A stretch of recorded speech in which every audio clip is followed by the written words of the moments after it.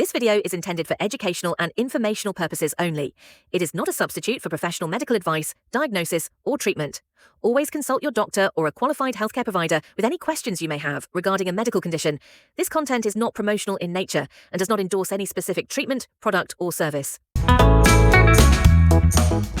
अक्सर cancer patients एक सवाल से हमेशा कंफ्यूज रहते हैं कि उनके इलाज में कीमोथेरेपी ठीक है, इम्यूनोथेरेपी का इलाज होना चाहिए या दोनों का कॉम्बिनेशन होना चाहिए। आज इस बारे में आइए कुछ जानकारी प्राप्त करते हैं।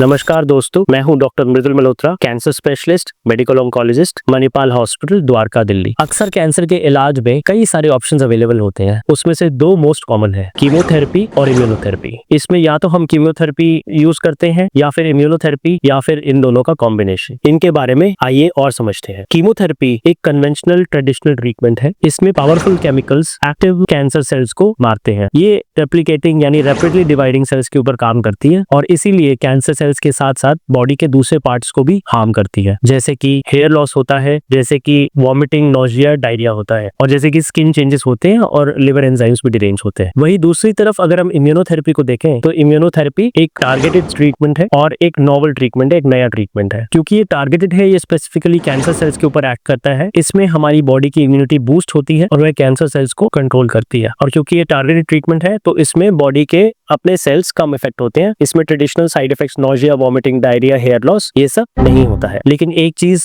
जरूर समझने वाली है कि ये सारे कैंसर्स में काम नहीं करती है। एक और इम्पोर्टेंट अप्रोच है जिसमें कि हम कीमोथेरेपी और इम्यूनोथेरेपी को कंबाइन करते हैं। तो इसमें जैसे कि हम कॉम्बिनेशन यूज करते हैं तो दोनों का मैकेनिज्म जो है साथ में मिलकर काम करता है। कीमोथेरेपी जो है वो कैंसर सेल्स को किल करती है और इम्यूनोथेरेपी जो है उन्हीं कैंसर सेल्स के एंटीजन को रिकॉग्नाइज करके बॉडी की इम्यूनिटी को बूस्ट करके एडिशनल इफेक्ट देती है कैंसर सेल्स को खत्म करने के लिए। अब इन दोनों का कॉम्बिनेशन जो है वो कुछ स्पेसिफिक केसेस में ही यूज किया जाता है। आपके लिए कौन सा ट्रीटमेंट सही है, कीमोथेरेपी, इम्यूनोथेरेपी या combination of chemotherapy and immunotherapy? यह कुछ फैक्टर्स पे डिपेंड करता है, जैसे कि type of cancer, stage of cancer. एक बायोमार्कर जो कि प्रिडिक्टिव होता है कि इम्यूनोथेरेपी से रिस्पॉन्स आएगा नहीं आएगा, उसको PD-L1 बोलते हैं। और पेशेंट की जनरल कंडीशन। कैंसर्स, कौन से कैंसर्स में इम्यूनोथेरेपी काम करती है? Basically head and neck cancers, lung cancer, melanoma, stomach cancer, colon cancer, lymphomas, इन सब कैंसर्स में इम्यूनोथेरेपी का अच्छा रोल है। कुछ जगह पे इम्यूनोथेरेपी अकेले यूज होती है, उसमें हमें कभी कभी बायोमार्कर देखना पड़ता है जिसमें PD-L1 का कट ऑफ वैल्यू देखते हैं। यदि ये कट ऑफ वैल्यू 20% से ज्यादा है तो ये हेड नेक कैंसर में अकेले भी इस्तेमाल की जा सकती है। अगर ये cut off value PD-L1 value more than 50% है तो यह लंग कैंसर में अकेले भी इस्तेमाल की जा सकती है। कभी कभी दो इम्यूनोथेरेपी का कॉम्बिनेशन एक साथ यूज किया जाता है जिसमें कि PD-1 PD-L1 along with CTLA4 inhibition किया जाता है। इसको हम रीनल सेल कैंसर और लिवर कैंसर, मेलेनोमा और लंग कैंसर में यूज करते हैं। अगर हम सिर्फ कीमोथेरेपी की बात करें, कीमोथेरेपी सारे कैंसर्स में काम करती है, अकेले दी जा सकती है। लेकिन अगर पेशेंट की कंडीशन खराब है, अगर पेशेंट की जनरल कंडीशन ऐसी नहीं है कि वह अपने लायक हो, यानी अपना ख्याल रख सकें, अपना नहाना धोना, खाना पीना, चलना फिरना इंडिपेंडेंटली कर सकें, तो यूजुअली हमें कीमोथेरेपी अवॉइड करनी पड़ती है। कीमोथेरेपी और इम्यूनोथेरेपी का कॉम्बिनेशन की यदि हम बात करें तो वो हम